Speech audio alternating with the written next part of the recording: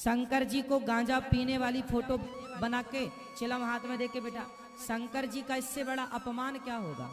आप हिंदुओं की गलती है, आप कुछ भी एक्सेप्ट कर लेते हैं। अगर चैनल पे नए हैं तो चैनल को कर लीजिए सब्सक्राइब और कमेंट बॉक्स में राधे राधे लिखकर गुरुजी के चरणों में अपना प्रणाम अर्पित करते हुए इस वीडियो की करते हैं शुरुआत।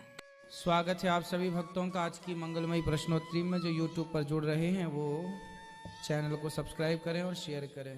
गुरुजी राधे राधे जी, आपके चरणों में प्रणाम। हम छिंदवाड़ा मध्य प्रदेश से यहाँ वृंदावन पहुँचे। महाराज जी कुछ जिज्ञासा है कि अभी कई जगह विभिन्न प्रकार के भंडारे होते हैं, तो उन भंडारों को क्या सभी को ग्रहण करना चाहिए या उसके अधिकारी कौन कौन है, किसे नहीं करना चाहिए, किसे करना चाहिए, थोड़ा सा विस्तार से समझाइए। प्रसाद है, सब ग्रहण कर सकते हैं। होगा सिर्फ ये कि यदि आप समर्थवान हैं तो आपने, यदि असमर्थ हैं तो आप ग्रहण करिए आनंद से, और समर्थवान है तो भी ग्रहण कीजिए। और यदि आपकी इच्छा है तो आप वहाँ कोई दान पात्र है तो उसमें अपनी सेवा डाल दीजिए। प्रसाद तो सब, प्रसाद पर सबका अधिकार है। यदि आप नहीं धन दे पाए नहीं तो जो आपने पुण्य किया है उस पुण्य से 5% आपको रोटी खिलाने वाले को मिल जाएगा, पुण्य कट जाएगा। गुरुजी प्रसाद और भंडारे में क्या कोई अंतर नहीं है? एक ही है, उसे प्रसाद दे दो नाम। भाई भंडारा जब होता है तो लोग यही तो कहते हैं आइए प्रसाद पा लीजिए।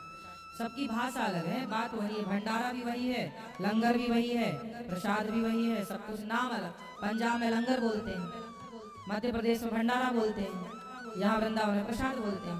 आओ ये प्रसाद पा लो। लेकिन उसका जो अधिकारी है, मतलब पहला अधिकारी कौन है जो जिसको मिलना चाहिए एक्चुअल में? हर भूखा पहला अधिकारी, जो जिसके पेट में भूख है वही अधिकारी है। और गुरुजी भक्ष और अभक्ष आजकल मतलब हमारे लोग जो है, यानी हिंदू कहना चाहिए, हिंदू लोगों को अभक्ष चीजें नहीं भक्षण करना चाहिए, बहुत से लोग करते हैं, तो उसके बारे में थोड़ा सा आप बताएंगे तो सभी को ज्ञान आप मिलेगा। तो मांस नहीं खाते ना? नहीं, मैं नहीं खाता। तो जो खाते हैं बस उनको सिखाओ, समझाओ, कथाएं सुनवाओ कि तुम ये ना खाया करो, जो खाने योग्य है वही खाओ। इसलिए आज ही कथा में हमने बोला, कथा में खाओ पियो मौज करो, आज हमने बोला ना जी। तो हमने ये बोला कि क्या खाओ, खाने पर विचार कर लो कि क्या खाने योग्य है और क्या खाने योग्य नहीं है।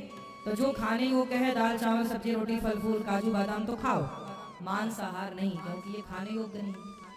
अब लोग मुर्गी का अंडा खा लेते हैं जी। अब मुर्गी का अंडा क्या है? मुर्गी का अंडा मुर्गी का गर्भ ही तो है, अभी उससे बच्चा निकला नहीं है। अभी मुर्गी उसके ऊपर बैठेगी, सिकाई करेगी, फिर उससे छोटा सा मुर्गी का बच्चा निकलेगा और मुर्गी माँ बन जाएगी जी। एक्चुअली वो अंडा जो है वो कंप्लीट नहीं है, अभी वो मुर्गी का गर्भ है। वो क्या है? मुर्गी का गर्भ। जैसे भ्रूण हत्या बोलते हैं ना, भ्रूण हत्या, जी। वो मुर्गी का भ्रूण है। जैसे आप किसी स्त्री को 2 महीने का गर्भ है और कुछ यदि दवाई खाए या उसको डॉक्टर निकाले तो वो काट के उसको निकालता बच्चों, मतलब बच्चा तो है ही है, भले 2 महीने का है पर है ना, वो तो हत्या तो है। उसी प्रकार ये मुर्गी का जो अंडा है ये भ्रूण है जी। अनकंप्लीट बच्चा है, होगा कंप्लीट, आपने कंप्लीट होने नहीं दिया, उसको खा लिया, तो बताइए भ्रूण हत्या का पाप लगेगा कि नहीं? और कुछ लोग कहते हैं अंडा तो शाकाहारी है। अरे भाई भ्रूण कैसे शाकाहारी हो सकता है? इससे बड़ी मूर्खता क्या होगी? और गुरुजी कुछ लोग कहते हैं जो शराब पीने वाले रहते हैं, बोलते हैं कि ये तो फलों का रस है, जूस है। क्या शराब को मतलब नहीं, फलों उनसे बोलो कि आप अनार निकालो, अनार को जूस बनाओ मिक्सी में, वो जूसर में खाओ पियो, वो तो जूस है जी। बोले ये नहीं। उनका तर्क रहता है कि भाई ये जूस पीते हैं हम, शराब पीने में कोई दिक्कत नहीं अंतर है है ना। तो शास्त्रों के अनुसार शराब कितना वर्जित है, ये थोड़ा सा बताइए। शास्त्रों के अनुसार मैं अभी क्या बताया, महापाप में रखा गया है शराब को। आप जेल जाने वाले जितने जेल के कैदी हैं, ये प्रश्न मेरे से ना पूछकर आप जेल में जो 20 साल की सजा काट रहे कैदी हैं उनसे पूछो कि भैया शराब पीना सही है कि गलत।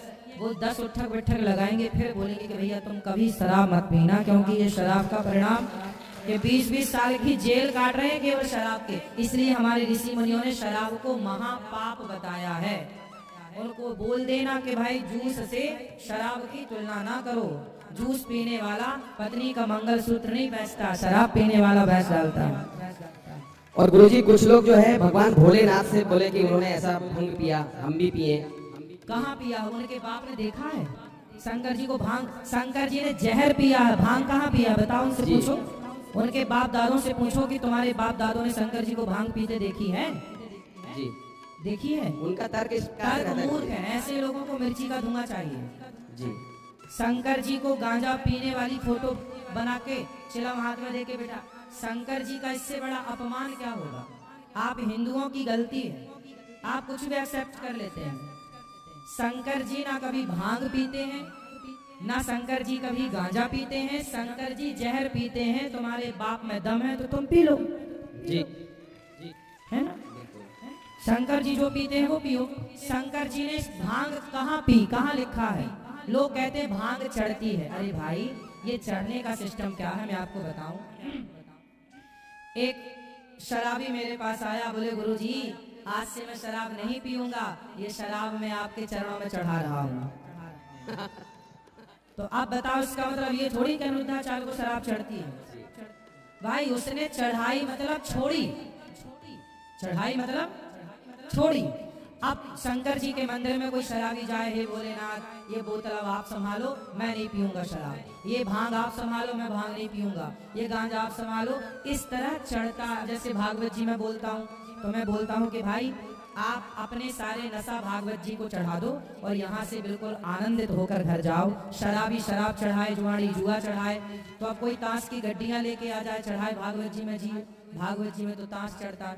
अरे चढ़ने का मतलब ये है कि उसने आज से अपने इस गलत आचरण को छोड़ा है। ये तो शंकर जी पर भांग किसी ने इसलिए चढ़ाई होगी कि उसकी माँ ने 2 थप्पड़ मारे होंगे, क्यों ये भांग ज्यादा पीता है। तो माँ से बोला अच्छा तो मेरा विश्वास मान, ये मैं शंकर जी को चढ़ा रहा हूँ, अब से नहीं पीऊंगा। तो ये छोड़ने का है। अब ये कुछ लोग अरे शंकर जी को भांग चढ़ी, शंकर जी पे चढ़ा। आपको शंकर जी का नाम लेके गांजा पी रहे हैं। अब बताओ कहाँ शंकर जी ने गांजा पिया? इतनी मूर्खता भरी है, इतनी मूर्खता भरी है, क्या क्या करें। इन सबको मिर्ची का धुआं दे तो मिर्ची खत्म हो जाए।